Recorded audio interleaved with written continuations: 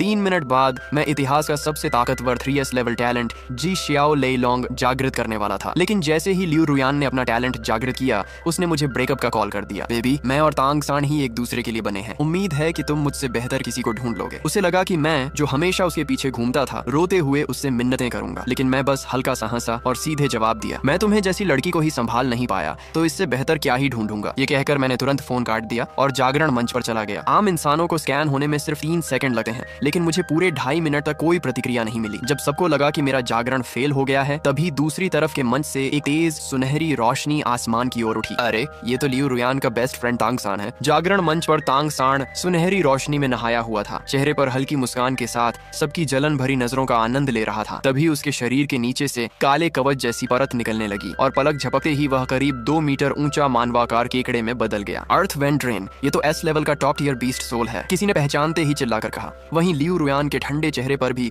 आखिरकार एक खुश मुस्कान आ गई। इन 2 सालों में मैंने बहुत सहा है। दिन में मुझे तुम्हें झेलना पड़ता था और सिर्फ रात में ही मैं अपने असली प्यार के पास जा पाती थी, लेकिन आज से मैं खुलकर अपने प्यार के साथ रह सकती हूँ। मंच पर तांग सान फिर से इंसान बन गया और उसने हाथ उठाकर मेरी ओर इशारा किया। चेंग्यू, अब जब बात यहाँ तक आ ही गई है तो हम तुमसे कुछ नहीं छिपाएंगे। लियू रुयान अब मेरे साथ है। आज के बाद तुम दोनों के बीच कोई रिश्ता नहीं रहेगा। ये सुनते ही पूरा मैदान गूंज उठा। ये लियू रुयान तो बहुत चालाक निकली, रिजल्ट आने से पहले ही दूसरे के साथ सेट हो गई। अगर मैं चेंग्यू होता तो कहीं मुंह छुपाने चला जाता। इतने सालों तक पैसे खर्च किए और गर्लफ्रेंड भी किसी और के साथ भाग गए। शांत। तभी एक सख्त आवाज पूरे स्कूल में गूंजी। हालात को देखते हुए स्कूल के अधिकारी भी आगे आ गए। स्टेज पर प्रिंसिपल जुआंग क्यूइंग खड़ी हुई। उनके पीछे विशाल पंख निकल आए और वह उड़कर मेरे मंच पर आ गईं। चेंग्यू, अगर तुम्हारा जागरण असफल रहा है तो यहाँ खड़े रहने की जरूरत नहीं है, तुरंत स्कूल छोड़ दो। उनकी बात सुनकर मैंने ठंडे स्वर में कहा, क्या यही आपका लड़कियों का साथ देना है या फिर आप भी बस ताकतवर लोगों की ही तरफ हैं? मेरी बात सुनकर सब हैरान रह गए। जुआंग क्यूइंग गुस्से से कांप उठी। तुम जैसे बदतमीज छात्र को मैंने सालों में नहीं देखा। पहले मुझे लगा तुम बस नाकाबिल हो, लेकिन अब समझ आया कि तुम्हें बुनियादी शिष्टाचार भी नहीं आता। आज से तुम इस स्कूल के छात्र नहीं रहे। मैंने उनकी बात को नजरअंदाज किया, आंखों में ठंडा तेवर लिए आसमान की ओर देखा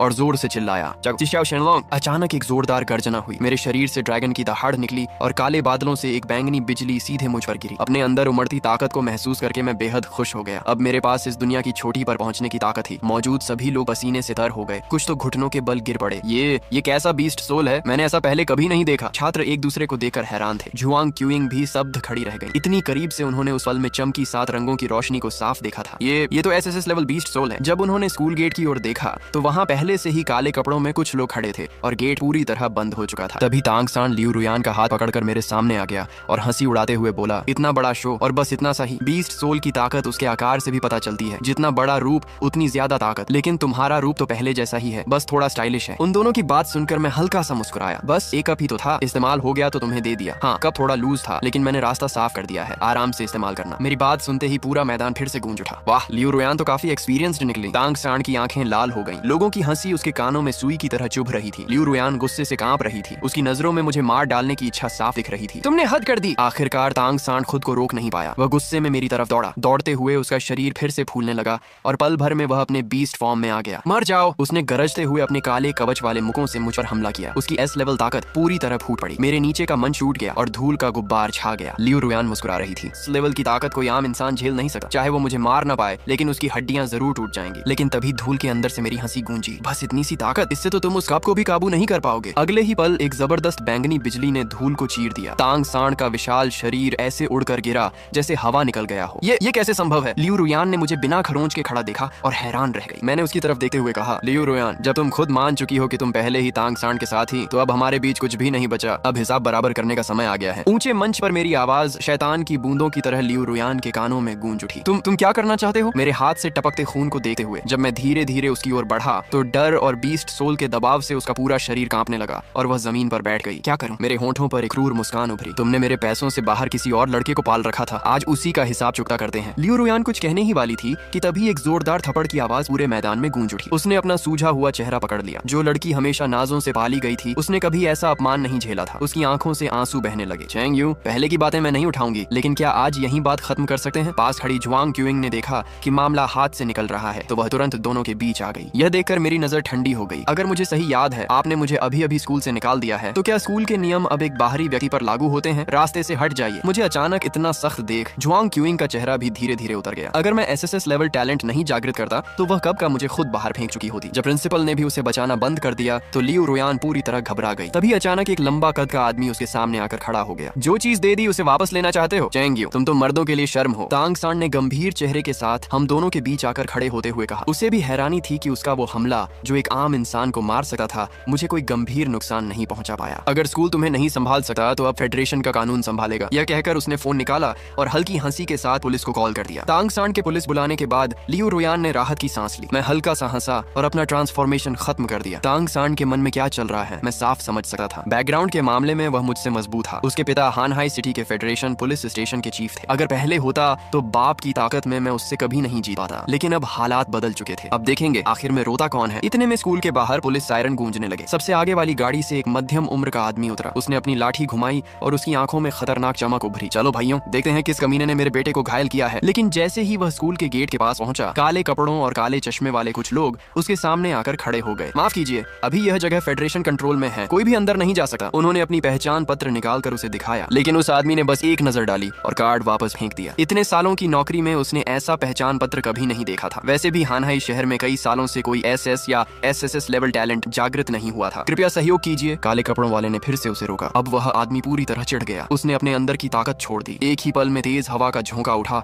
और सारे काले कपड़ों वाले पीछे हट गए। उनमें से एक ने विरोध करने की कोशिश की, लेकिन उसकी ताकत कम थी। कमजोर लोग, आदमी ने ठंडी हंसी के साथ कहा और पुलिस वालों के साथ अंदर चला गया। अपने पिता को देखकर तांग सान की आंखें चमक उठी। आदमी भी अपने बेटे को देखकर खुश हुआ, लेकिन जैसे ही उसने उसके सीने पर भयानक घाव देखा, उसका चेहरा सख्त हो गया। ये किसने किया? उसने गुस्से से मेरी तरफ देखा। उसकी ताकत बेकाबू होकर बाहर आने लगी। बस थोड़ा सा और होता तो उसका बेटा मर चुका होता। मैंने बिना परवाह किए कहा, हाँ मैंने किया, लेकिन पहले हमला आपके बेटे ने किया था। मैंने सिर्फ आत्मरक्षा की। आत्मरक्षा में कोई इतना जोर से हमला करता है? वह गर्जा। इतनी कम उम्र में इतनी क्रूरता आगे चलकर समाज के लिए खतरा बनेगा। चलो मेरे साथ पुलिस स्टेशन। ये कहते हुए उसने खास हथकड़ी निकाली जो जागृत लोगों के लिए बनाई गई थी। रुकिए! जुआंग क्यूइंग ने जल्दी से उसे रोका और मेरी स्थिति समझाई। SSS लेवल सच में? आदमी चौंक गया, लेकिन गुस्सा फिर भी कम नहीं हुआ। चाहे कुछ भी हो, कानून सबसे ऊपर है। आज इसे मेरे साथ चलना ही होगा। यह कहकर उसने जुआंग क्यूइंग को धक्का दिया और मेरे हाथों में हथकड़ी डाल दी। मैं बस हल्का सा मुस्कुराया और आसमान की ओर इशारा किया। वहाँ देखिए। उसने ऊपर देखा तो दूर आसमान में एक छोटा काला बिंदु तेजी से बड़ा हो रहा था। ध्यान से देखने पर वह एक लाल रंग का विशाल पक्षी निकला। कुछ ही सेकंड में वह स्कूल के ऊपर पहुंच गया। उसके लगभग 200 मीटर चौड़े पंख पूरे स्कूल को ढक रहे थे। ये तो फ्लेम बर्ड है। किसी ने पहचान लिया। इतना बड़ा? ये तो चौथे स्तर का होगा। ये किस बड़े आदमी का पालतू है? तभी आसमान से एक विशाल तलवार नीचे गिरी और सीधे उस आदमी के सामने जमीन में धंस गई। उसके तुरंत बाद एक लड़की आसमान से उतरकर तलवार के हथे पर खड़ी हो गई। आज इस स्कूल से कोई बाहर नहीं जाएगा। ये छिंगई है, युद्ध क्षेत्र की देवी। जैसे ही वह लड़की आई, कुछ छात्रों ने उसे पहचान लिया। उसने अपना हाथ उठाया और हल्के इशारे से मेरी हथकड़ी तोड़ दी। लड़की,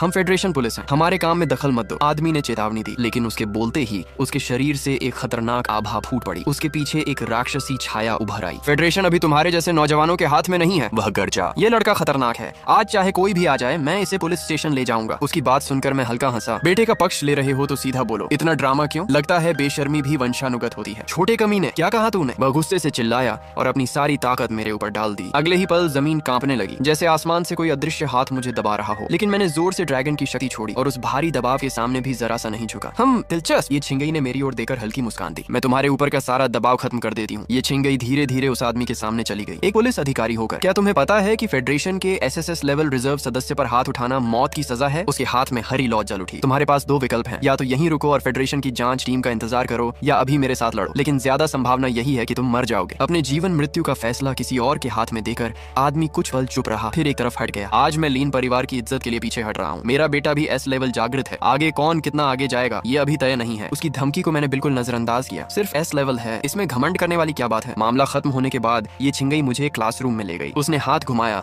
और एक आधा पारदर्शी पत्थर निकालकर बोली, ये बीस्ट सोल टेस्ट करने का उपकरण है, तुम्हें एक बार फिर टेस्ट करना होगा। मैंने सिर हिलाया और अपना हाथ पत्थर पर रखा। कुछ ही पलों में 7 रंगों की रोशनी पूरे कमरे में फैल गई। सच में मेरे जैसी ही SSS लेवल? ये छिंगी मुस्कुराई। फेडरेशन की फर्स्ट रिजर्व टीम में तुम्हारा स्वागत है। पापा, अब मैं क्या करूं? वो कमीना चेंग यू मुझसे अपनी दी हुई चीजें वापस मांग रहा है। एक शानदार विला में लियू रुयान एक बिल्ली की तरह एक आदमी के पैरों के पास बैठी थी। बस कुछ लाखी चीजें ही तो हैं, उससे ज्यादा मुझे तुम्हारे S लेवल बीस्ट सोल की चिंता है। वो आदमी हानहाई सिटी का मेयर फांग मिंग युआन था। तांग सान जैसा निकम्मा, उससे मैं बाद में हिसाब लूंगा। और चेंग यू की चिंता मत करो, हानहाई सिटी पर हमारा ही राज चलता है। फ्लेम बर्ड की पीठ पर बैठा मैं नीचे छोटे दिख रहे शहर को उत्साह से देख रहा था। कुछ देर बाद हानहाई से छोटा एक शहर दिखाई दिया। ये छिंगी के नियंत्रण में फ्लेम बर्ड ब्लू सिटी की सबसे ऊंची फेडरेशन बिल्डिंग पर उतरा। कई सुरक्षा जांचों से गुजरने के बाद हम एक बड़े कॉन्फ्रेंस रूम में पहुंचे। वहाँ पहले से 2 लोग बैठे थे, एक करीब 30 साल का आदमी और एक मेरी उम्र की लड़की। भाई लियू! अंदर जाते ही ये छिंगई ने खुशी से आवाज लगाई। आदमी ने आंखें खोली, उसकी तेज नजरें मुझ पर पड़ी, जिससे मेरे शरीर में हल्का दर्द सा महसूस हुआ। तो ये वही लड़का है एसएसएस लेवल जागृत। वह खड़ा हुआ और मेरे पास आकर हाथ बढ़ाया। लियू चे, एसएस लेवल जागृत। मेरा beast soul wind type flying snake. मैंने उसका हाथ मिलाया। दूसरी लड़की का नाम शेन लिंगर था, एसएस लेवल। उसका बीस्ट सोल था हीलिंग स्वान। मैंने भी बिना छुपाए अपना बीस्ट सोल बताया, जिशियाओ thunder dragon. Dragon type. Liu Che और शेन लिंगर दोनों चौंक गए। ड्रैगन टाइप बीस्ट सोल सबसे दुर्लभ और सबसे शक्तिशाली माने जाते हैं। हमारी बिल्डिंग में पहले भी एक ड्रैगन टाइप जागृत हुआ था और वो आज एक महान योद्धा बन चुका है। अब फिर से एक ड्रैगन टाइप मिला है। सच में किस्मत खुल गई। तभी पीछे से एक गहरी आवाज आई। मैंने मुड़कर देखा। एक लगभग 70 साल का बुजुर्ग खड़ा था, जिसकी आंखों में अथाह शक्ति थी। वह 9th लेवल का शक्तिशाली योद्धा था, Xue Haifeng, SSS level beast soul ocean moon का मालिक। इस साल एक एसएस लेवल हीलर और एक एसएसएस लेवल ड्रैगन बहुत शुभ संकेत है। उसने कहा, तुम लोग हमारी ताकत का आधार हो, इसलिए तुम्हारी ट्रेनिंग बेहद कठिन होगी। तुम्हें आम एस लेवल छात्रों की तरह बीस्ट सोल यूनिवर्सिटी का एग्जाम देना होगा और टॉप 10 में आना जरूरी है, नहीं तो तुम्हें रिजेक्ट भी किया जा सकता है। मैं हल्का सा हंसा। अब तो नौकरी भी मिल गई और पढ़ाई भी करनी पड़ेगी। श्वे हाईफेंग ने आगे कहा, बदले में तुम्हें सबसे बेहतरीन संसाधन मिलेंगे। हर सदस्य के साथ एक 7th लेवल से ऊपर का गार्ड रहेगा और हर महीने विशेष ट्रेनिंग संसाधन दिए जाएंगे। उसने जेब से एक छोटा सा गोला निकाला। ये मॉन्स्टर बॉल है। इसके अंदर एक अलग स्पेस होता है जिसमें मॉन्स्टर रह सकते हैं। तुम्हें भी एक एक दिया जाएगा। थोड़ी देर बाद करीब 40 साल का एक आदमी अंदर आया। मैं लिन रुशन, तुम्हारा personal guard, 8th level beast soul war hammer dragon. उसने मेरे कंधे पर हाथ रखा। चलो तुम्हारे लिए एक मॉन्स्टर चुनते हैं। कुछ देर बाद हम एक जंगल में पहुंचे, वान शो लिंग। यहाँ ज्यादातर 5th लेवल से नीचे के मॉन्स्टर थे। ये युवा जागृतों की ट्रेनिंग ग्राउंड थी। लिन रुशन ने मैप देखते हुए कहा, तुम्हारा बीस्ट सोल ड्रैगन टाइप है तो हमें ड्रैगन जैसा मॉन्स्टर ढूंढना चाहिए, लेकिन वो काफी खतरनाक होते हैं। मैंने पूछा, सबसे ताकतवर कौन है और जो उड़ भी सकता हो? उसने मैप पर एक काले बिंदु की ओर इशारा किया। ये मिंगडिंग स्नेक 5th लेवल उड़ सकता है, लेकिन ये इस इलाके का बॉस है। मैं मुस्कुराया। कोई बात नहीं, तुम हो ना मेरे साथ, मरना इतना आसान नहीं होगा। लिन रुशन हंस पड़ा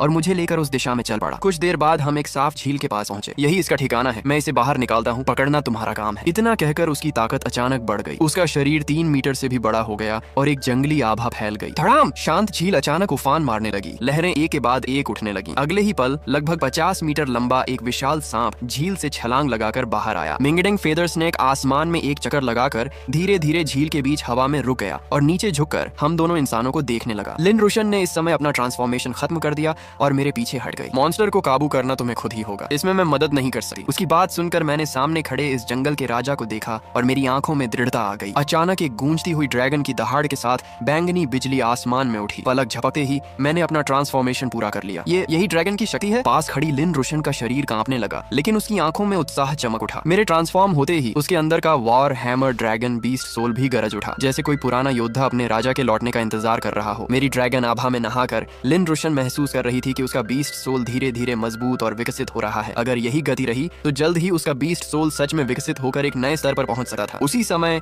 दूर जंगल से कई जानवरों की गर्जना सुनाई देने लगी। लिन रुशन की हैरानी के बीच एक एक करके कई मॉन्स्टर जंगल से निकलकर हमारे सामने आ गए, लेकिन उन्होंने हमला नहीं किया। इसके बजाय उन्होंने अपने सिर झुका दिए और पूरी तरह जमीन पर लेट गए, जैसे अपने राजा के सामने समर्पण कर रहे हों। ड्रैगन की आभा सभी प्राणियों को झुका देती है। आसमान में उड़ रहा मिंगडिंग फेदर स्नेक भी ऐसा ही महसूस कर रहा था। जैसे ही उसकी नजर मेरी बिजली से चमकती आंखों से मिली, उसके अंदर गहराई तक डर समा गया। ऐसा डर जिसने उसके मन से हर विरोध की इच्छा खत्म कर दी। धीरे धीरे उसका विशाल शरीर सिकुड़ने लगा और कुछ ही पलों में वह सिर्फ 1 मीटर लंबा छोटा सा पंखों वाला सांप बनकर मेरे सामने उतर आया। मैं हल्का सा मुस्कुराया। लिन रुशन से मॉन्स्टर बॉल लेकर मैंने उसे उस फेदर स्नेक के माथे पर रख दिया। बिना किसी विरोध के वह एक चमकती रोशनी बनकर बॉल के अंदर समा गया। मैंने अपना ट्रांसफॉर्मेशन खत्म किया और हाथ में पकड़ी मॉन्स्टर बॉल को देखते हुए हल्की ठंडी मुस्कान दी। सिर्फ एक ही दोपहर में मेरी ताकत आसमान छूने लगी है। अब मैं देखता हूँ कल लियू वुयान को कौन बचाता है।